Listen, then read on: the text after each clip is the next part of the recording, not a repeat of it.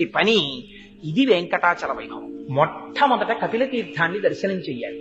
చేసి కపిల తీర్థంలో స్నానం చేసి అక్కడ ఉన్నటువంటి కపిలేశ్వర స్వామి వారి దర్శనం చేసి వీలైతే ఒక రాత్రి అక్కడ పడుకుని కొండెక్కాలి.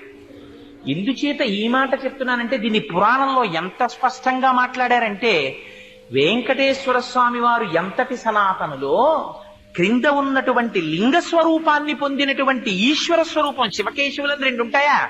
ఉన్నదొకటే. అది కూడా అంత సనాతనమైనటువంటి లింగం. ఎందుచేత ఈ మాట నేను చెప్తున్నానంటే, పురాణంలో అంటారు దాని గురించి, పాతాళే పూజితం లింగం కపిలేన మహాత్మన యత్ లింగం. అదే శివలింగాన్ని తీసుకొచ్చి మళ్ళీ భూమి మీదకి వచ్చింది. అది ఎంత చిత్రంగా వచ్చిందంటే, ఒకానొకప్పుడు కృతయుగంలో ఆ శివలింగాన్ని పాతాళంలో కపిల మహర్షి పూజ చేసేవారు. ఆ శివలింగం కపిల మహర్షి అప్పుడప్పుడు భూమి మీదకి సొరంగం